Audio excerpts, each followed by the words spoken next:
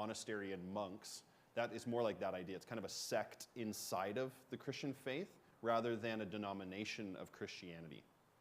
You know, people that are practicing something like that. So is there like common interaction between the average Jew and Sadducee? Yeah, so was there the question is there common interaction between the everyday Jewish person and Sadducees and Pharisees? Absolutely.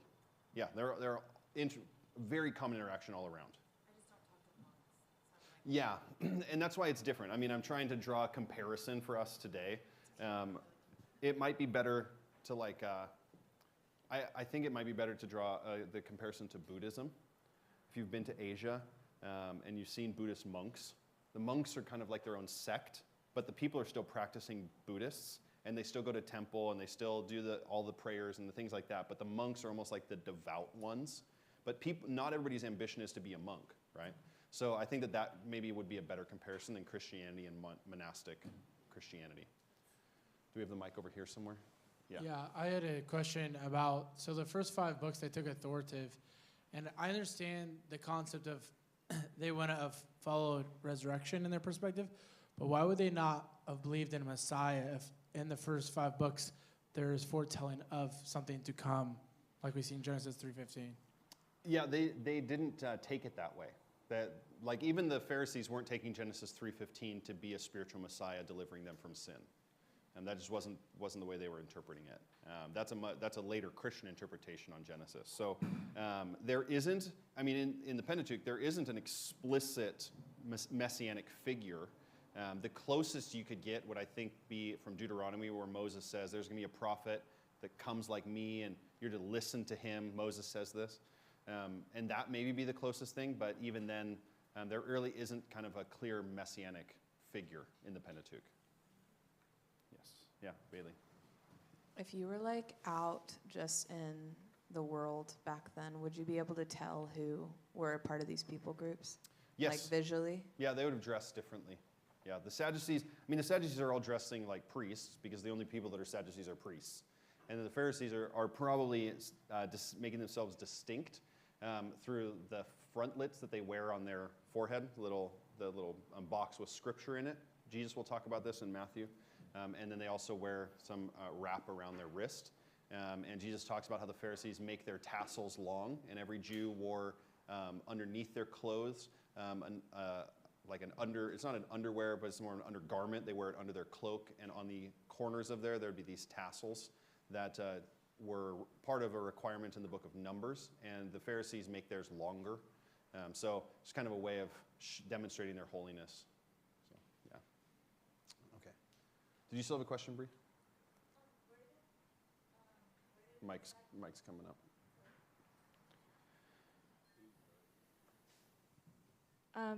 Where did they live? Did they live in Jerusalem? They would have lived all over the place because the priests are really just operating in Jerusalem at the temple. But the priests lived all throughout Israel. And part of that is, the reason is because they had been allotted land throughout all of Israel. But if you were someone who had been cleansed from some skin disease, if you have every skin disease is categorized under leprosy. But leprosy that we know it, where you start to lose nerves, feeling, and then your appendages begin to fall off, that's called Hansen's disease, which is what we commonly call today leprosy. But in the ancient world, they're categorizing leprosy as all skin diseases.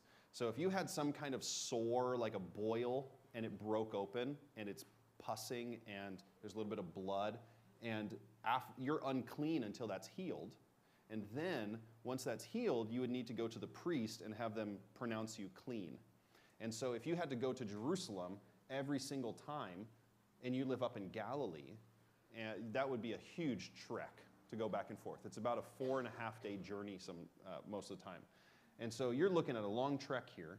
And so priests lived everywhere, and they were kind of like almost the doctors, where they'd pronounce people clean, kind of give people instructions on what to do, that kind of stuff. So they lived everywhere. Okay. All right, we've been going for a while. Let's take a 5-minute break. We are going to go until 12:15 because we did start a little late today. So just a heads up.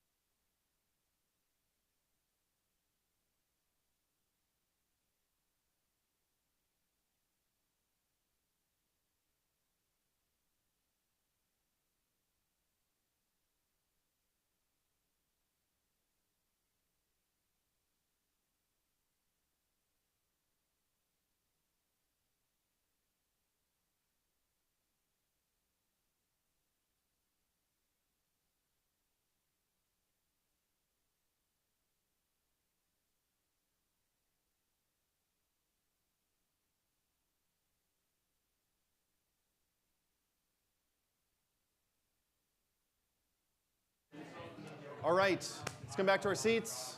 Do you have a question?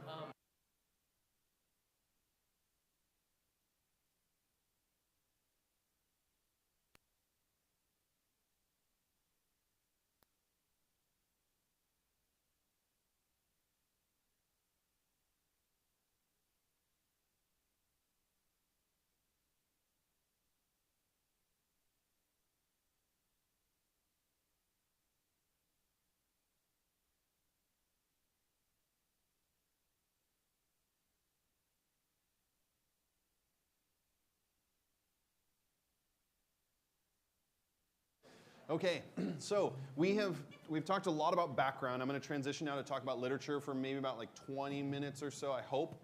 And then I want to talk about some tips for getting into historical narrative as you're charting historical narrative, okay? So, literature.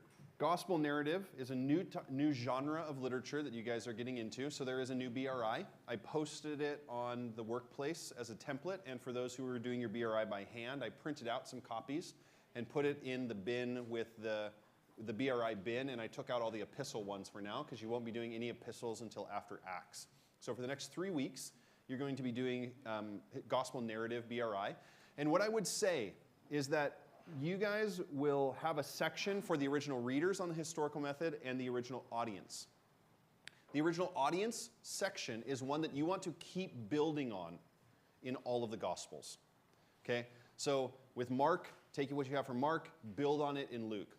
You can take it right over and then add some more into it. You want to keep kind of compiling and growing what you know about your original audience, okay?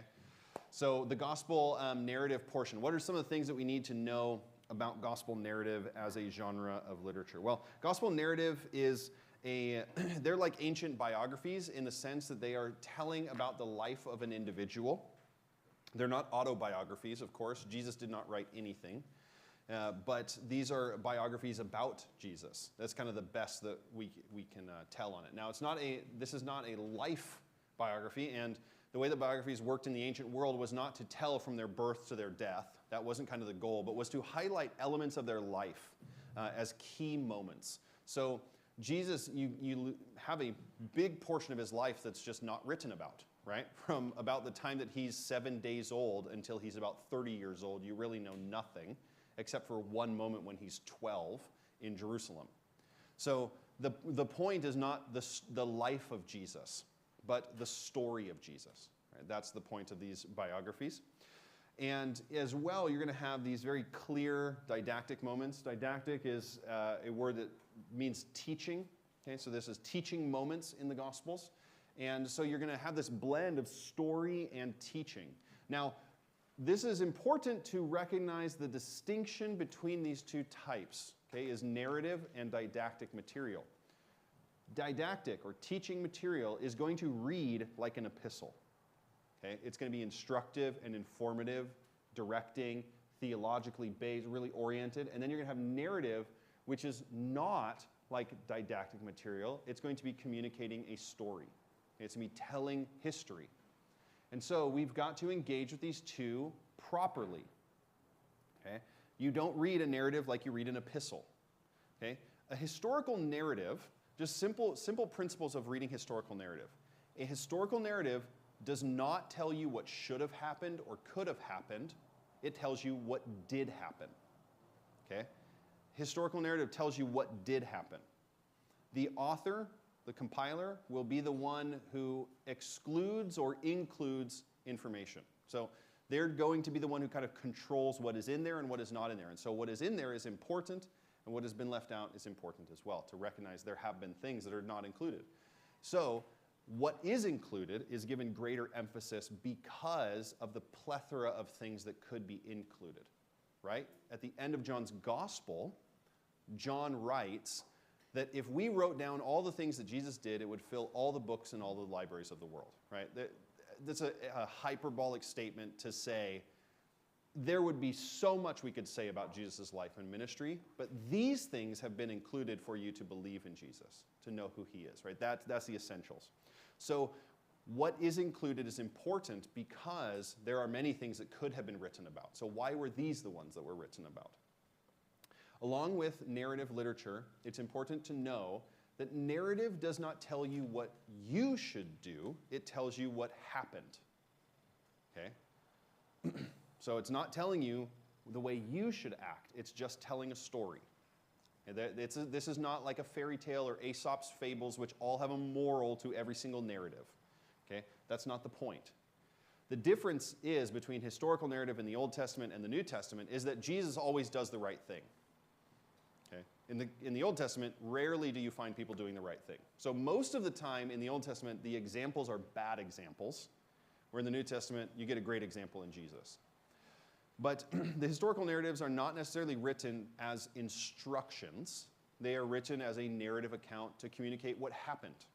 Okay, so we've got to keep that in mind as we read these. All right. As well with the gospel narrative, it's important to recognize kind of the two levels of context. Historical context has a reader context and an audience context. So the historical has a reader and an audience context, which you have to keep in mind as you're interpreting and going through. The other element is literary context. Okay, the literary context of the Gospels is vital to keep in mind because these authors of the Gospels, these compilers of the Gospels, have put them together in a specific way. And each of the synoptics organizes their material differently than the other ones. Okay, I'll talk about what synoptic is in just a moment. But each of Matthew, Mark, and Luke organize their material in different ways. And so the question you want to ask as a reader is two different ones. You can ask historical questions. What would this have meant to the readers or the audience? And then why does Mark put these stories next to each other? Why does Mark have this teaching material here instead of earlier? Right? Asking the questions of why did he organize the book the way that it's organized can be an insightful question to ask. The other element that you're going to get in gospel narrative is parables. Now, Tegan's going to take us into more parables in just next week, so I'm not going to go through these in depth, but just to mention on it briefly. Parables are like ancient jokes. Okay? That's just the simplest way of understanding them. In our context, a joke is funny because it catches you off guard. Okay. We laugh or we groan because something unexpected is said. Okay. Parables are the same way. Parables catch their audience off guard because something unexpected happens. Okay. And Tegan will go through this a little bit more in depth next week because parables are most prevalent in the Gospel of Luke. So one of the things you want to look at with parables is who is listening, right? And what is the unexpected twist in the parable? What's the unexpected twist that would catch them? Just like a joke catches us with the unexpected twist. The other thing, just on the forefront for us to be aware of with parables before we have the teaching next week, is that parables are not hidden stories, or not stories with hidden meaning. Okay, they're not there to be kind of mined for what is the hidden illustration that's being in here, the secret knowledge that's inside of this parable. They are very straightforward and clear in what they're trying to communicate. The way that we know that they are straightforward and clear is that people get caught by the parables. If parables were stories full of hidden meaning, then people would listen to them and they would say, well, why did he say that? Or what is that supposed to mean? But Jesus tells the parable of the vineyard, and he tells, there's this master who has this vineyard, and he lends out the vineyard to these caretakers, and they take care of the vineyard, and the master wants to get some produce, so he sends to get some produce from the vineyard, and the people tending the vineyard kill the servant of the master. And so he sends another one, right? And they kill the servant of the master. Eventually, after so many servants have died, the master sends his own son and said, maybe because he's my son, then they'll respect him and he'll bring some of the produce to me. And they kill the son. The people listening to the story are sitting there and they're not like, I wonder who he's talking about, right? It's interesting. It's a parable. Maybe, is he talking about the Romans? No, they say, hey, you're talking about us, right? They know exactly who they're talking about, right? And so that's, for us, we've got to be aware that these stories are not stories full of hidden meaning, but that they would catch their audience and the people are aware of them. So, the Gospels themselves, one of the most helpful things to be aware of is that The Gospels, according to what Justin Martyr says, who was an early church father of the 2nd century, that these are the memoirs of the apostles. That's what the Gospels are. These are the memoirs of the apostles. And then Douglas Stewart and Gordon Fee remind us that these books stand side by side because at one and the same time they record the facts about Jesus, recall the teaching of Jesus, and bear witness to Jesus. Now, the question of why do we have 4 Gospels is a good one, right? And hopefully you're already realizing that every book in the Bible has a purpose, right? Everyone is written for a reason. And so there is a reason behind each one of the individual Gospels. Now, there was a work in about the 4th century called the Diatessaron, which was an attempt to harmonize all 4 Gospels into one single book. And it is something that had just fallen apart as it had been composed. It was not something that persisted, wasn't valuable to the people because it took the Gospels out of their literary context in which they were written, right? And so the pursuit for you as a student in the Gospels is to say, what is unique about this Gospel? What is the motivation of Mark? What's the motivation of Luke? The motivation of Matthew and John? What are they attempting to do? What are they trying to do? And what makes them set apart from the other Gospels? That's what you're seeking, okay? So when you're doing your horizontal, if your title is Jesus the Messiah, you're missing the point of Mark, right? If your main idea is Jesus came for sinners or Jesus died for the sins of people, then you're missing the point, right? Because that is the message of every one of the Gospels, okay? The point we're trying to get to is, what is Mark trying to show you about Jesus in his Gospel? Now, that's a little tough right now because you have only done Mark, okay? But when you do Luke next week, you're going to be like, oh, of course, it's so clear what Mark was trying to do because now I see what Luke is trying to do, okay? So your coach is going to help you with that today when they do your horizontal check, all right? Yes, questions, Daniel, and then Levi. Yeah, you mentioned the audience versus the, what was the other one? Readers. The readers. What would, the readers and the audience, who would they have been? Like the audience are all the people listening, but the readers would be So the audience are all the people in the story. Okay, Jesus, the Pharisees, Sadducees, the disciples, the paralytics, whoever it is. Anybody in these stories are your audience. Okay. The readers are the ones that Mark is writing to. So those are the people, the Christians in Rome that are facing persecution under Nero. Okay. Thank you. Yeah. Yeah, Levi.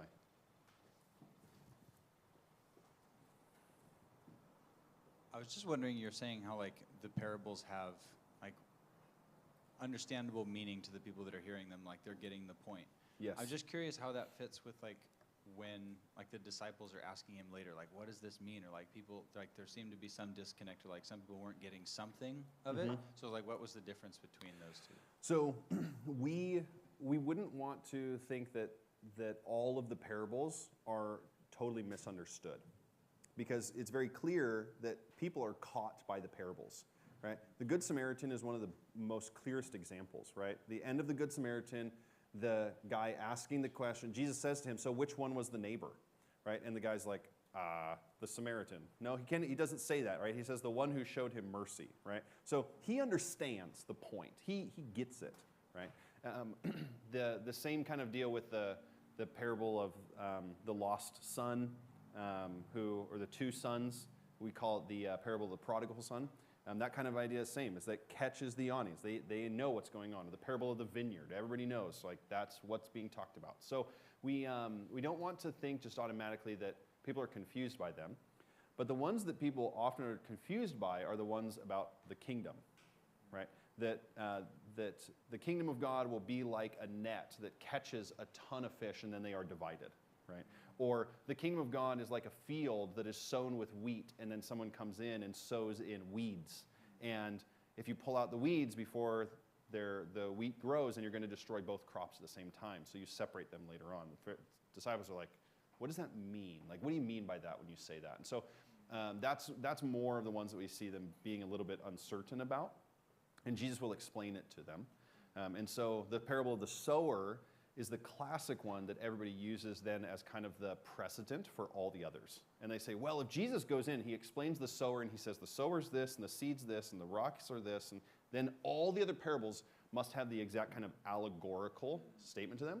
But we wouldn't want to take it as a one-to-one. And parables are not allegories. An allegory has a meaning for every detail in it, like Paul uses in Galatians chapter 4. A parable is more of an analogy, where there is correlation between the major subjects in the parable. Okay, so a parable is not an allegory, it's an analogy. So there are ones that Jesus does have to explain to his disciples. There's ones that are unclear to certain people, but then there's ones that are really clear to others, right, to certain groups. So when Jesus says, I speak in parables, so hearing they will not hear and seeing they will not see, that idea isn't so much a one-to-one literal statement, but more of the spiritual truth. Like they're missing it because their hearts are not humbly attentive to the Word of God. Yeah, Min Young.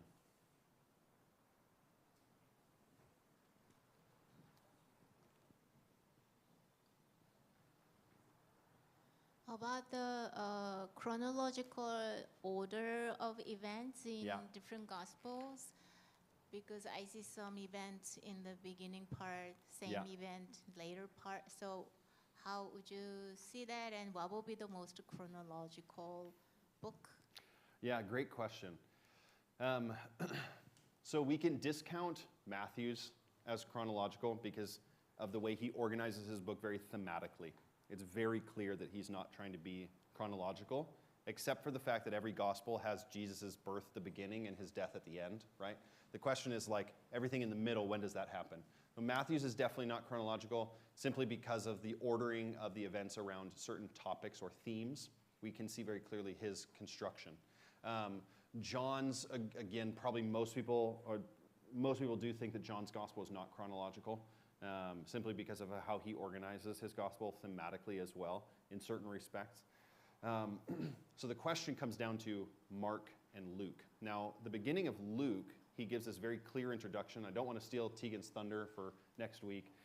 But Luke's gospel, he talks about how he's very intentional about how he researched his gospel, and that he put a lot of effort into making sure that he got the right statements and accurate accounts. And then, we're going to talk here in a moment, but Luke uses a lot of Mark, and he keeps Mark in almost the exact same order that it appears in Mark in his gospel in Luke. And so, most people will say Mark's gospel is probably not chronological, but given the fact that a lot of Mark's gospel in Luke is in the same order, and Luke's diligence in these things, I would say that Luke's and Mark's kind of one or the other is probably the most chronological of events. But who knows? The other thing is that's important to recognize is that Jewish men would have gone up to Passover every single year for the Passover feast if they lived in Israel. If you don't live in Israel, you probably came once every few years, something like that. But if you live in Israel, you go every year. But Jesus, who is a faithful follower of the law and a Jewish man, only goes to Jerusalem once in Matthew, Mark, and Luke. But we know that that is a historical, a non-historical representation, right? Because historically speaking, knowing Jesus, he would have gone to Jerusalem every single year, and we saw this practice in Luke's gospel from 12 years old. Even as a boy, he's going to Jerusalem for the Passover feast. So the fact that Matthew, Mark, and Luke only record one Passover, but John's gospel records 3 Passovers, tells us that there is some inclusion and exclusion at the behest of the author, because their concern is not chronology, their concern is the story. Yeah. Okay, let's press on to continue talking about literature here. So Mark's gospel, really this is the action gospel. Mark's gospel is the fastest moving of all of the gospels. The word "and" starts nearly every sentence or every verse. I want to show you guys this because I was looking at it earlier here, so let me...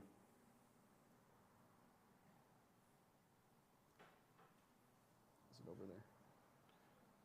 You don't get this in the English because it's very bad English style. but let me make this, you don't need to be able to read this on the screen. Or even make out the letters, but what I want to show you is this is the word and, kai. Look at how many times it starts the verse. And let me just scroll. Look at it. And when he doesn't start with kai, he starts with the other word for and, which is de. Okay, so it's like every verse he's starting with kai all the way through. I mean, we're down, I was scrolling through, I was like in chapter 7, and it just is so persistent through the whole gospel. Okay, now, why do I show that? Simply because if you've ever been around a child and they're telling you a story, you know, we went to worship this morning, and then we came to class, and then we had snack break, and then Christopher taught on Mark, and then we went out for lunch, and then I came back for my horizontal check, and then I went to KKO, and then I came home, and then I started my BRI on Mark, and then I went up to my room, and then I had dinner, and then I came back down, and everything is an and that sense of pulling you along. When you're listening to that, and you're like, you feel like drug along, like there's no stops, there's no completed thoughts, you just keep going and going and going and going, right? And that's what Mark is attempting to do. He's trying to speed you along. And English, someone, I think it may be John, who had said the gospel's really fast. Someone this morning had said the gospel's really fast. And in Greek, it's even faster, right? Because you pick up on that so much more. And so much so that not only does he start nearly every sentence with and, but Mark uses the word euthus, which is the word translated as immediately, 41 times in the gospel. So it's like Jesus is doing everything right away, right? He went over here immediately, right? And immediately he went out of the boat. And immediately he got on the land. And immediately he went over to the other side of the sea. And all through. And so Mark's gospel uses it 41 times in 678 verses. Matthew has it 5 times in 1,000 verses. Luke has it 1 time in 1,100 verses. And John has it 3 times in 879 verses. So Mark's gospel is very clearly pushing you along. It's this full-on drive towards what? Towards what? The end. The passion narratives, 14 through 16, is where it really slows down. And through the first about 11 chapters of this book, the word immediately appears as about 36 or 37 times in the first about 11 chapters. And in the last 4 chapters, it only appears 4 times.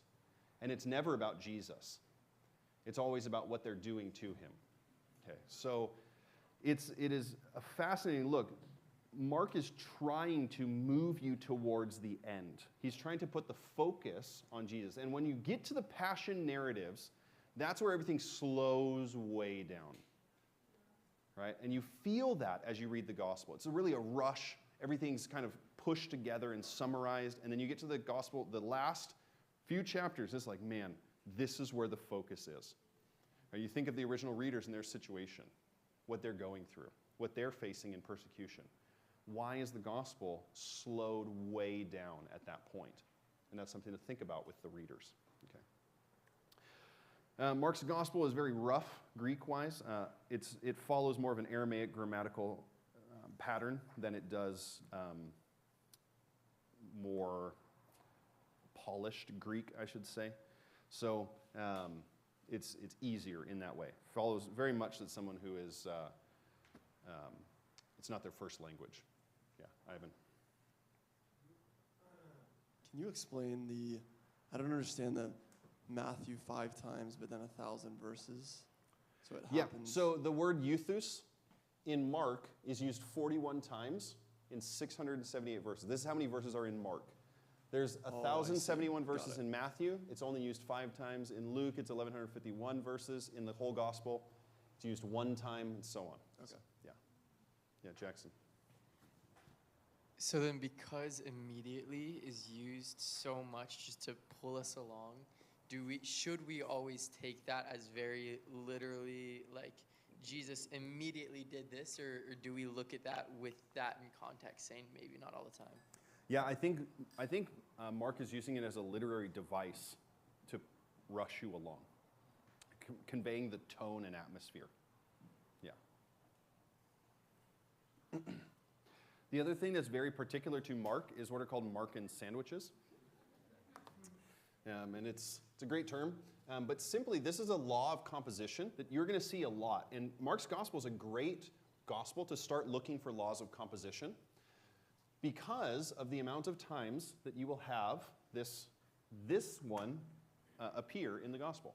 And what you're going to have is a pattern that looks like A, B, A. Okay.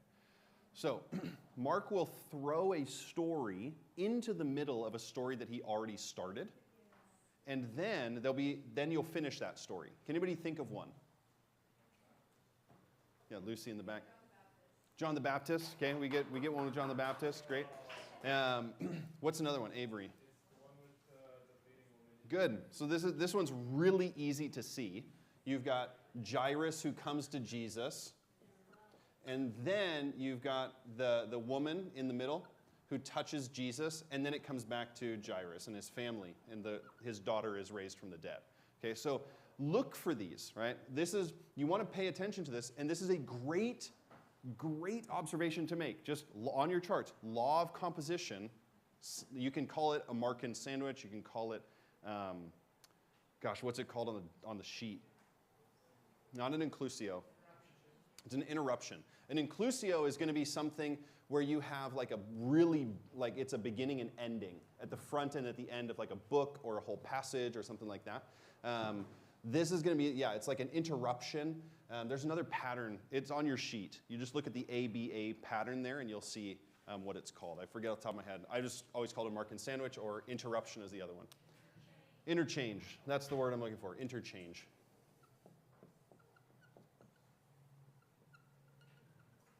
Okay, interchange.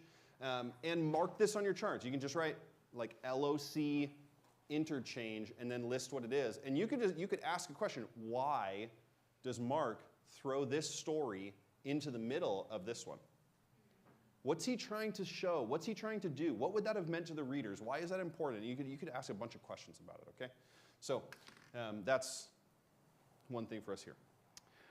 So real quick, I'm going to take probably just a couple of minutes to talk about this.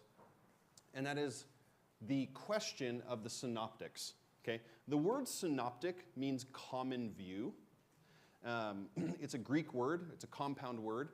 The preposition soon is like common or with together, that kind of idea. And then the optic is our view. We get optics from that word.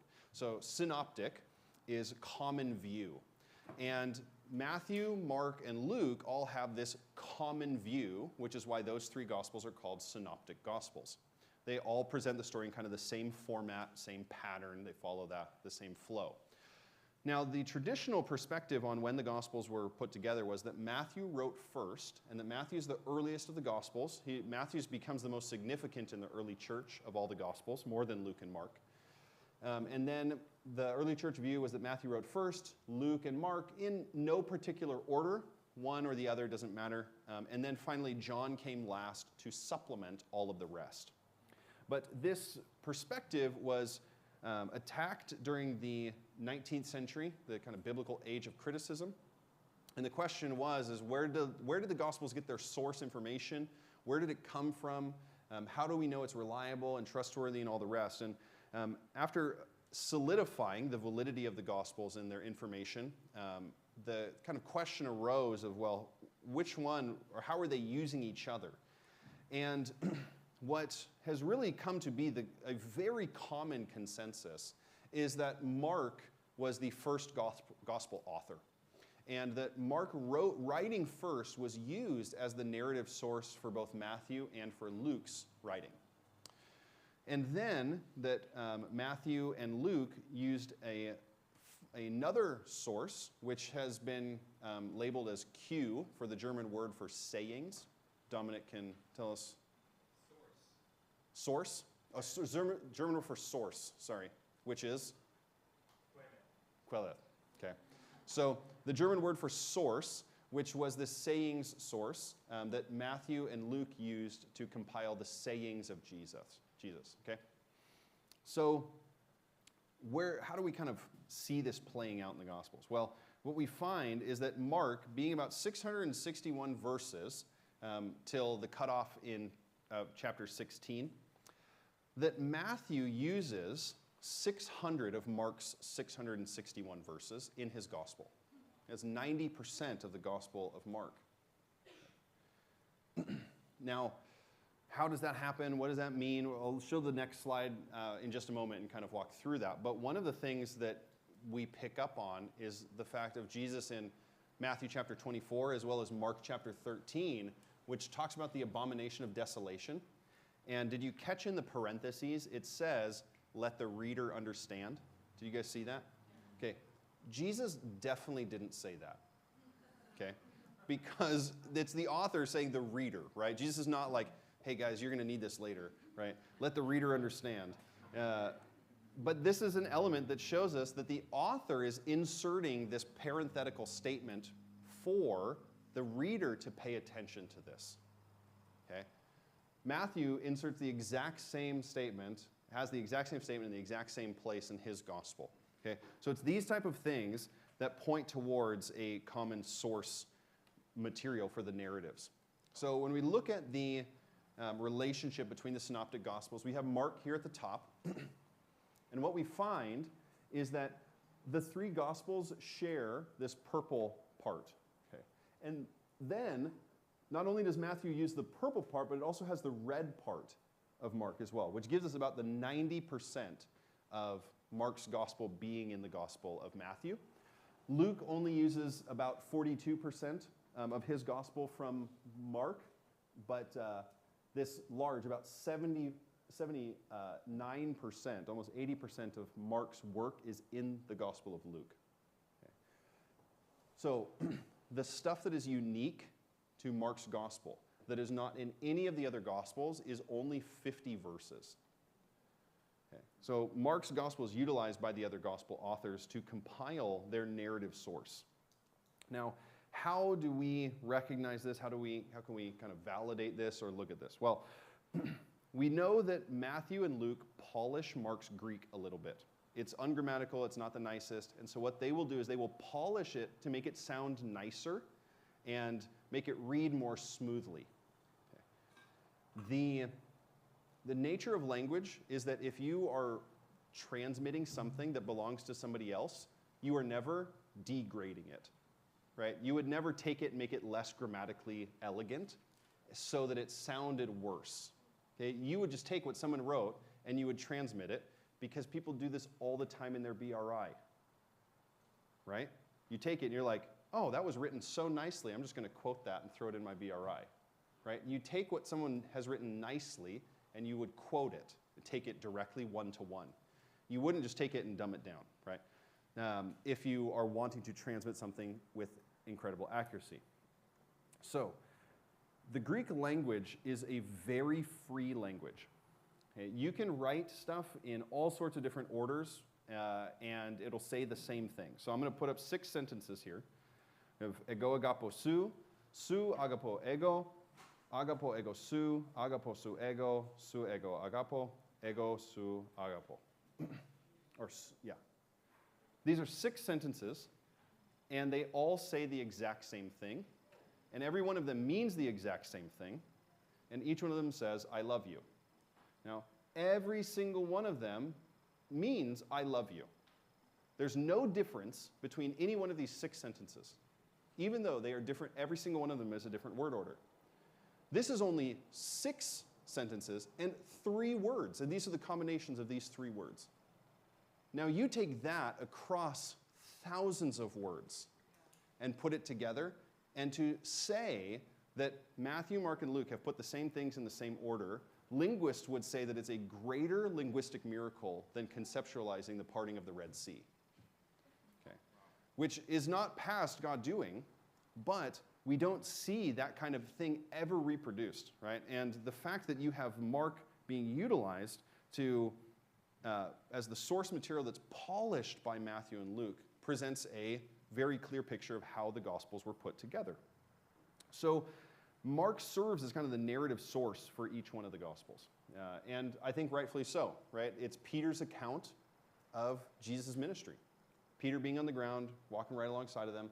And I think the reason then that Matthew uses it is because Matthew takes the well-written account of Mark and makes that his kind of source for his book, right? He then is doing something completely different, where he's kind of putting together a discipleship manual of Jesus' teachings and his life with the narratives.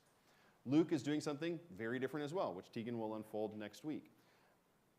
When we look at this, one of the things that kind of helps us in seeing the similarities in these Gospels and kind of helps to undergird the idea that Mark is the source for the Synoptic Gospels is looking at one of the stories that's in all four Gospels. There's only a few of them. Okay? One of the most significant stories that's in all four Gospels is the feeding of the 5,000.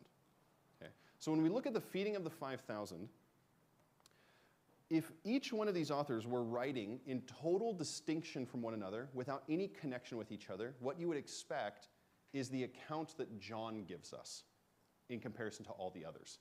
Okay, so if we have Mark here and Matthew, Luke, and John, and you compare the feeding of the 5,000 with each other in the Greek language, what you'd find under here, let's take Mark kind of as the standard because we're looking at them as the source. Let's take Matthew's gospel, for example, first. So we've got Matthew's gospel, and what you find is there is about a 55% agreement in word order, word choice, prepositions, verb tenses, and all the rest. Exactly verbatim, right? If you want to get into polished constructions, the stories resemble each other up into the 90 percentile. Okay. Luke's gospel is about 45% similar with Mark's. Okay. Now, what about John's? John was there, right? He was there with Peter, who is Mark's source. So you would expect there to be an even greater comparison, right? Because Matthew was there, Luke was not there, and maybe Luke's source, who we will find out next week, was not there, but John was there. So you would expect there to be quite a similarity between these three. Any guesses? 20? Right? 20 is a great guess, right? 20, because someone's there, they can see different details, think of different things. Definitely. 20 is a good guess. Any others? 10? 10's a good guess as well. It's 3. Okay? There's a 3% 3% comparison of same word order, word choice, everything with Mark's gospel to John's gospel. John is so different, he even chooses different words for fish. Okay? So John is doing something totally different here. And it's not just that he's trying to prove a different point or communicate a different point. He just uses totally different words for the story. And so this is what you expect from someone who is writing independently. But when someone is utilizing another source, that is what you have here. Now the question then might be like, well, what about plagiarism? Isn't that plagiarism? Plagiarism was not a question in the ancient world. In fact, utilizing another person's work was a high form of honor in the ancient world. And so people copied from each other all the time. So it's not a big deal. Today it is, and so don't get any wise ideas. Okay. Any questions on this before we transition? I'm going to utilize the last 15 minutes for something different here. Okay. Great. So let's all take a deep breath. And we're going to make a hard transition. So we're going to talk about engaging with historical narrative on your charts and what are things to look for and things to consider and how to observe, interpret, all of the rest. Okay? So a couple of technical things. I already mentioned that all our interpretations need to be in context. Okay? So when you're interpreting, you are interpreting always for the author, the reader, or the audience. And so one of the most helpful ways to do this is that you can stay on track by answering to the readers, blah, blah, blah, blah, blah, or to the audience, blah, blah, blah, or to the Pharisees, blah, blah, blah, or Mark, da, da, da. In your answer, start with the people that you are interpreting in light of. Okay, that will help you stay on track in the context of the question. Okay, because we are interpreting for them then. That is proper exegesis of the scripture. So we want to keep that in mind, always in the context. One of the things that we've observed over the past couple of books has been footnotes and questions about footnotes. Okay, not really questions as much as misunderstandings. Okay, so I've got 3 word processors here. We've got Word, Pages, and Google Docs. Does anybody use a different word processor than these 3? Okay, so from time to time, I have noticed a handful of people, about 7 to 10, on the last book who are using what are called endnotes, which is where you make a works cited page at the end, and there's the first source, second source, third source, fourth source. You have like 8 sources or something, or 5 sources listed. And then every time you say 1, then on all those you put 1, 1, 1, 1, 1. That's endnoting, not footnoting. Okay, that is not what we're doing. All right. The other one is to just have a list of bibliography sources at the end without any notes. But what we want to do is to create footnotes. Okay, so I'm going to show you how to do that here, and then I'm going to show an example of what it looks like when we are footnoting. All right, and the first, so up here, Word doc, we've got Word, insert at the top, and then footnote. Okay, it says footnote right here. You insert, and you just hit enter right away, and it will bring you to a footnote at the bottom, and that's where you put your source in. That's where we need the source every time. Okay, and every time you use another source, then you would go up, insert, footnote, enter, then it's going to have another footnote in there. Okay, you do that on the actual document here. So let's put another line, enter, new source, insert, footnote, enter. Now I've got a second one, and a third one, a fourth one. Okay, that makes sense?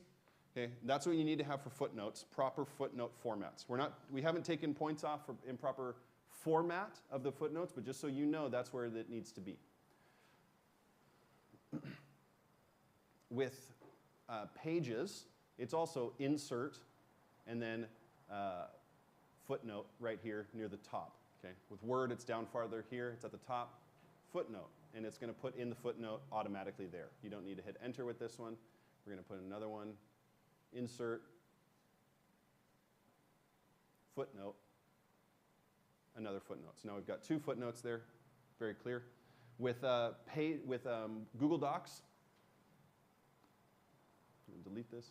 Google Docs, you will come over here. You've got a page, insert, footnote, same thing. Same with each one of the Word documents. If you're working on an iPad, then it is in the top right corner. There's a little plus button on the Google Doc on an iPad, and you can do the plus footnote. So this applies for everybody on computers. If you are not doing it on a computer, then you can come and talk to us. Okay, we'll talk to you about that. All right, any questions on footnoting? Yes, Avery. You can use the shortcut to Command Option F. Yes, you can use Command Option F as well. It's a little faster. Yes, it is. I just wanted to show where it was in the command bar for everybody who wasn't sure about it. Yes. Yeah, Levi. Okay. For those of the few of us that are using Microsoft computers, not Apple, it's in the ribbon at the top under References. Yes. And there's just a button that says Insert Footnote. Yeah, so if you have this, you can come over to References up here, and then there it says Insert Footnote right here at the top. And you can use that one. Bailey, do you still have your question? It was about doing it by hand. Yeah, well, you can come and talk to me. We'll chat about hand writing citations. Okay, the next one before we get into chart stuff is on chart titles in segment titles, section titles, things like that. We haven't said anything from the front yet, but I'm saying it now. Pronouns of first and second person are not allowed in chart titles because we're looking at it inside of its historical context. What is the author trying to do? It's not about us. It's not about you, right? It's about them. Okay, so we're looking titles for without us, our.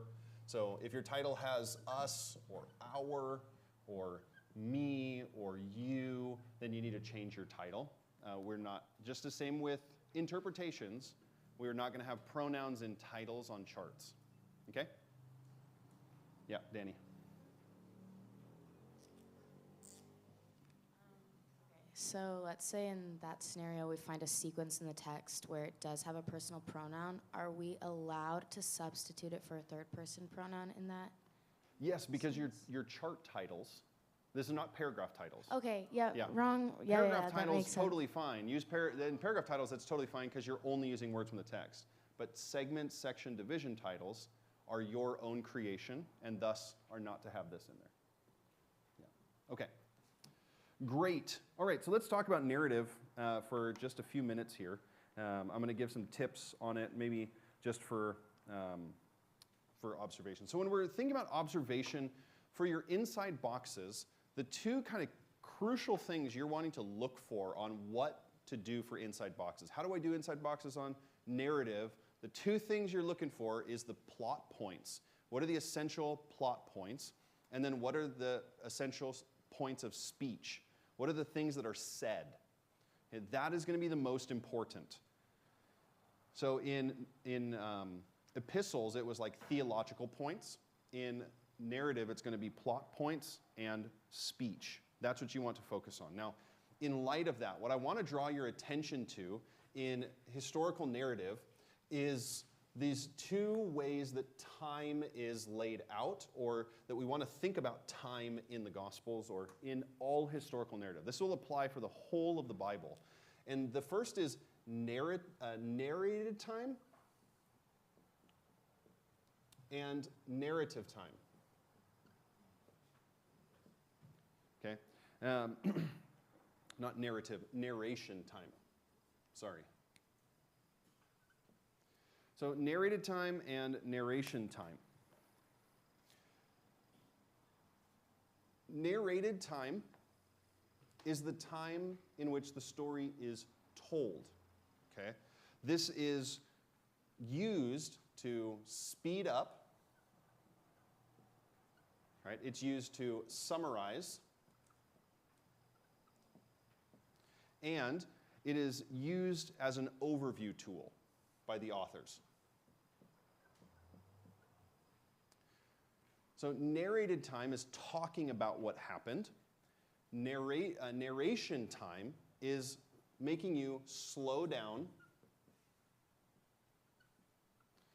It brings a focus into the speech, and that's what it's really all about, is speech. That's the key part of it. And these are going to be, the narration is going to be some of the most essential things that are said. Narrated time is talking about the events that are taking place, kind of the whole period of time. And the narration is when people are talking, just most simple. So I'm going to point this out to you guys in Mark chapter 1, so you get a glimpse of what the author's trying to do. Narrated time is read in an instant. All right? So, let's look at the baptism of Jesus in Mark chapter 1, verse 9. In those days, Jesus came from Nazareth of Galilee and was baptized by John in the Jordan. And when he came up out of the water, immediately he saw the heavens being torn open and the Spirit descending on him like a dove, and a voice came from heaven. How long did that take me to read? Seconds, right? Took me seconds. Maybe 12 or 15 max. Okay? How long did it take for that to happen? That maybe took probably about 10 to 15 minutes. John sees Jesus. Jesus goes down into the water. John has this conversation. He takes him, he dunks him, and then he comes back up, right? And that maybe had took him about 10 to 15 minutes, right? But it took me seconds to read it.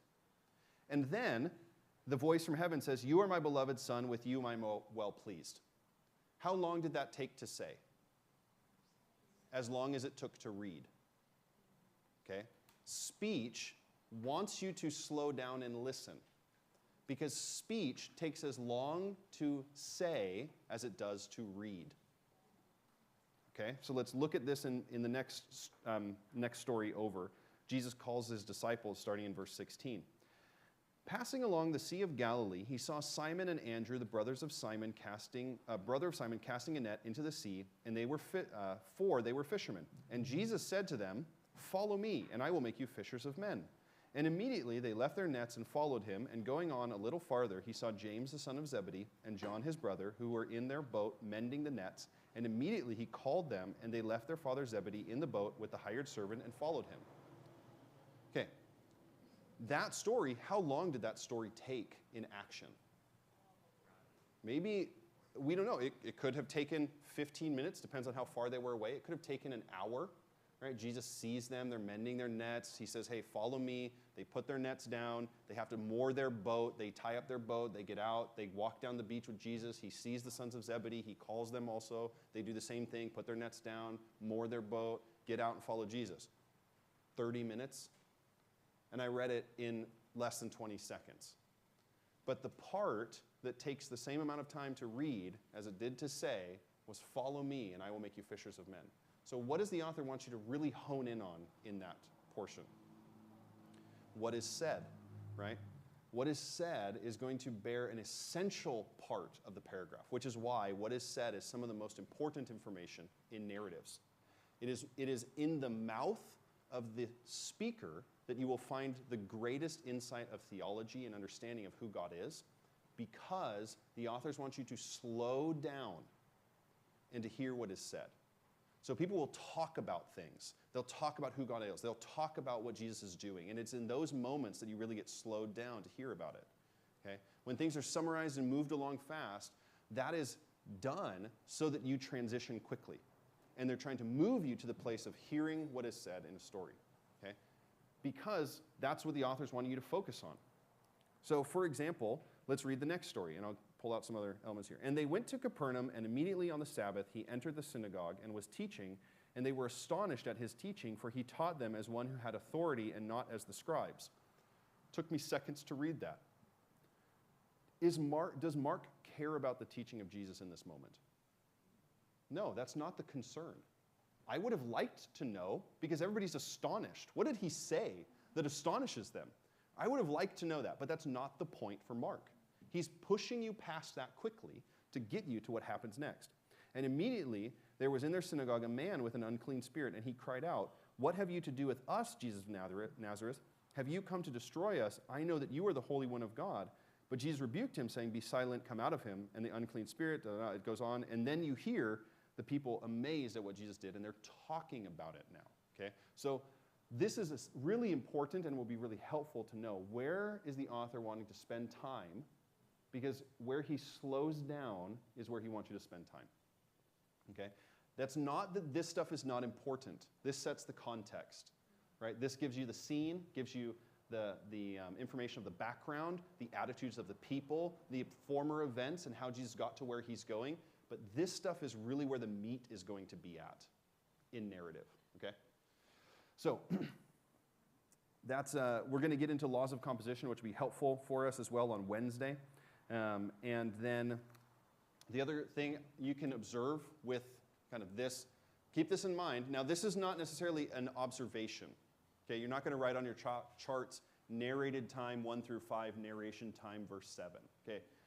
The point of being aware of this is so that when you come to a story, you're going to say, okay, what's the narration and what can I observe from the narration? Or what are the essential context points from narrated time so that I can observe those? All right, Jesus was in Galilee. He moved there quickly. There were Pharisees, Sadducees, and Zealots all together. Right? You can observe key elements of the narrated time and then be aware of what do I want to pull out of here out of the narration time. Okay, is that helpful? Okay, so this should really help you to focus in and know what you're looking for. The other one, I'm going to just throw this up here for us to keep in mind, and that is the literary organization.